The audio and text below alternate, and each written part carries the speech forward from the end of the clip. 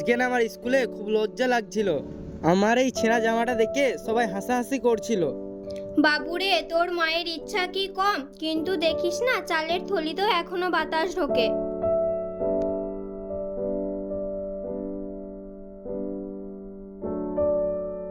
কি গো, সারাদিন কোথায় ছিলে? সন্ধ্যাবেলায় বাড়ি ফিরছো আর তোমাকে এত চিন্তিত লাগছে কেন?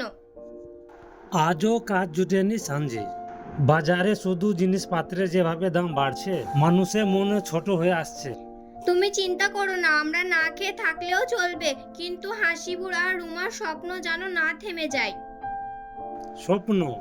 কেমন জানি শব্দটা এখন রং হারিয়ে ফেলছে। সেটাই গো, গরিবের স্বপ্ন স্বপ্নই থেকে যায়।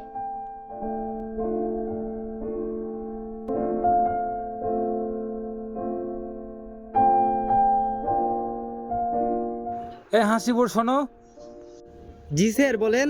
তুমি আজকাল ক্লাসে অমনোযোগী কেন? আর হ্যাঁ, তোমার এই ছিঁড়া ইউনিফর্মটা তো স্কুলে আসার নিয়ম নয়। এই ছেঁড়া জামাটা দেখে সবাই হাসে তাই। হাসি আনন্দই পড়াশোনা আটকায় না, পড়াশোনা করতে হবে, না হলে। স্যার, ওর জামাটা ছেঁড়া হতে পারে, কিন্তু ওর মনের ভিতরটা খুবই সাদা। আর হ্যাঁ, ও কিন্তু খুব ভালো ছবি আঁকতে পারে, জানেন? হ্যাঁ, আঁকে? কি আঁকে? চালের থলি স্যার, যে থলিটা খালি থাকে সেটাই আমি আঁকি। এক সময় আমারও স্বপ্নের থলি খালি ছিল। হাসিবুল, তুমি ক্লাসে চলো।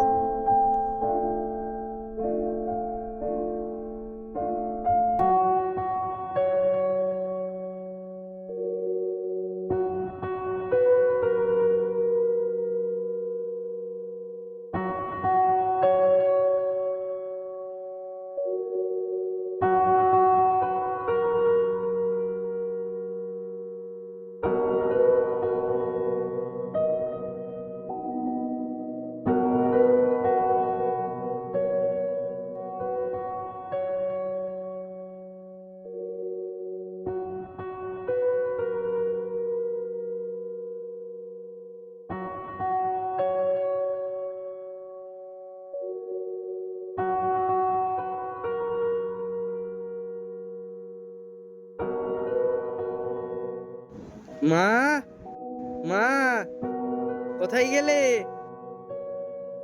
তুই এসেছিস বাবু, আয় বস।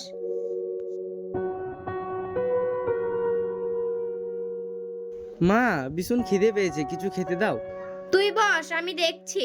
ঠিক আছে মা।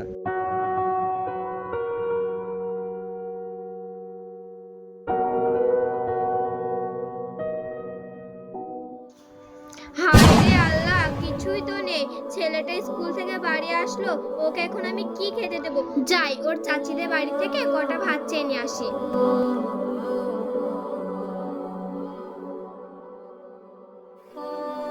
বাবু তুই বস, আমি তো চাচিদের বাড়ি থেকে ভাত চেয়ে নিয়ে আসছি। ঠিক আছে মা, তুমি একটু তাড়াতাড়ি আসবা, আমার খুব জোর খিদে পেয়েছে। ঠিক আছে।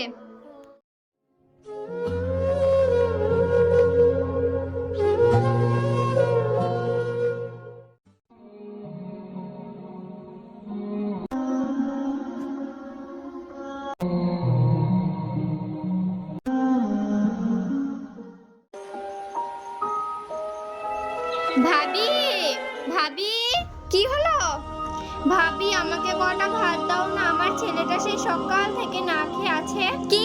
আমি এখানে কোনো ধানশালা খুলে দিলে যখন খুশি আসবে আর নিয়ে যাবে? তোমার ছেলেটা তো বেশ বড় হয়েছে, কোনো কাজ করতে পাঠিয়ে দাও না, তাহলে তো সংসারের অভাবটা মিটবে। এই কি বলছো ভাবি? আমার ছেলের যে মস্ত বড় স্বপ্ন, সে ডক্টর হবে। ডক্টর হয়ে অসহায় মানুষের পাশে দাঁড়াবে, কাউকে বিনা চিকিৎসায় মরতে দেবে না। হ্যাঁ, ডক্টর হবে না চাই, ভিখারির ছেলেরা ডক্টর হবে, চাই কাকে যা যত সব।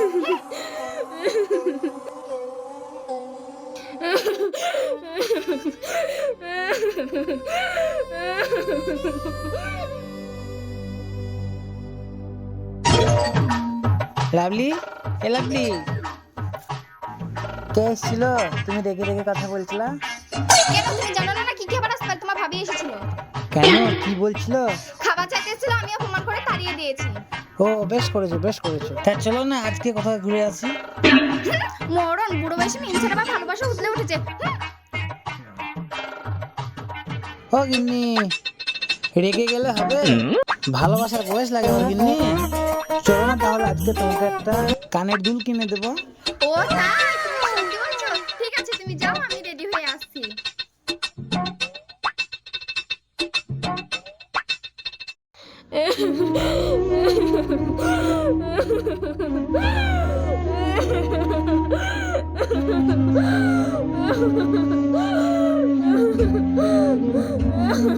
মা, তোমার কি হয়েছে? তুমি কান্না করছো কেন?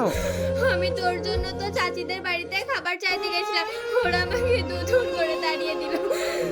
মা, তুমি কান্না করো না, তোমাকে কোথাও যেতে হবে না আজ থেকে। তুমি এখানে বসো, আমার আর খিদে নেই।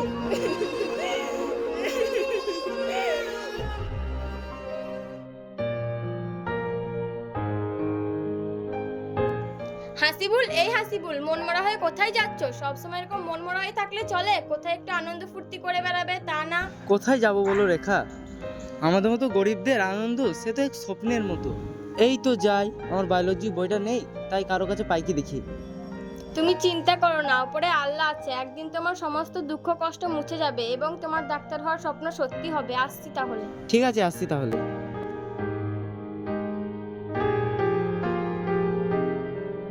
হাসিবুল, ও হাসিবুল। আরে রেখা মা, আসো ঘরের ভিতরে। চাচি, হাসিবুল নেই? না, ও তো নেই, ও তো বাইরের দিকে গিয়েছে। চাচি, এই নাও কিছু টাকা, চাল ডাল কিনে নিও। না না মা, লাগবে না। না চাচি, নাও। তুমি এত টাকা কোথায় পেলে? তোমাকে যেভাবে লাভলি চাচি অপমান করছিল, আমার সহ্য হলো না, তাই আমি আমার জমানো টাকা থেকে তোমাকে কিছু দিলাম। আসো মা, ঘরের ভিতরে আসো। না না চাচি, যাব না। ও আমাদের স্কুলের এবং গ্রামের গর্ব। ওর ডাক্তার হওয়ার স্বপ্ন পূরণের জন্য ওর স্বপ্নের ঝুড়িতে আমি আমার সামর্থ্যটুকু দিতে পেরে গর্বিত। দেখবেন ওর স্বপ্ন যেন না থামে। আমি আসছি। ঠিক আছে।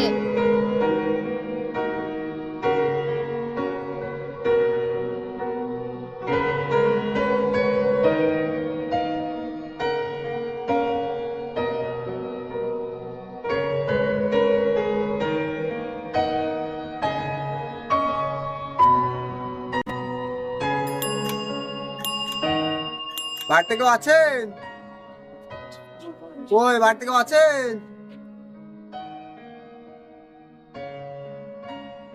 এটা কি হাসিবুলদের বাড়ি? হ্যাঁ, কিন্তু আপনাদেরকে তো ঠিক চিনতে পারলাম না। আপনি আমাদেরকে চিনতে পারবেন না। আমার নাম আমজাদ বিশ্বাস আর আমি একজন সমাজসেবক। আর উনি? উনি হাসিবুলের স্কুলের হেডমাস্টার। আচ্ছা, আপনারা ভিতরে আসেন।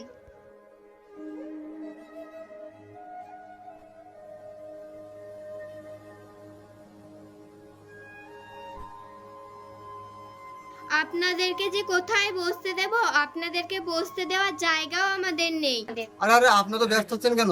আপনার সাথে আমরা শুধু কথা বলে চলে যাব। শুনেছি আপনার ছেলে পড়াশোনায় খুব মেধাবী, তাই মাস্টারমশাইকে সঙ্গে করে নিয়ে এলাম। আপনাকে আর একটা কথা বলি, আজ থেকে মাস্টারমশাই আপনার ছেলে হাসিবুলের পুরো পড়াশোনার দায়িত্বটা নিয়ে নিচ্ছে। শুনেছি মাস্টার মশাই নাকি খুব রাগী মানুষ। কে বলেছে আপনাদেরকে এসব? মাস্টারমশাইয়ের অপরটা যত শক্ত, ভিতরটা ততটাই নরম। মাস্টারমশাইয়েরও স্বপ্নের থালিটা একদিন খালি ছিল, তাই মাস্টারমশাই সব দুঃখ কষ্ট বুঝতে পারে জানেন। আজ থেকে হাসিবুলের পড়াশোনার যতটা খরচা সব মাস্টারমশাই বহন করবে। আপনি এক কাজ করুন, আপনি রাখেন। চলেন স্যার, আসছি। তো হ্যালো বন্ধুরা, এই ভিডিওটা দেখে কি বুঝলেন? আমার আপনার আশেপাশে কিছু মধ্যবিত্ত ঘরের ছেলেমেয়েরা অর্থের জন্য স্বপ্নগুলো এইভাবেই ভেঙে যায়। তো ভিডিওটা ভালো লাগলে লাইক, কমেন্ট, শেয়ার এবং সাবস্ক্রাইব করবেন। তো ভালো থাকুন, সুস্থ থাকুন।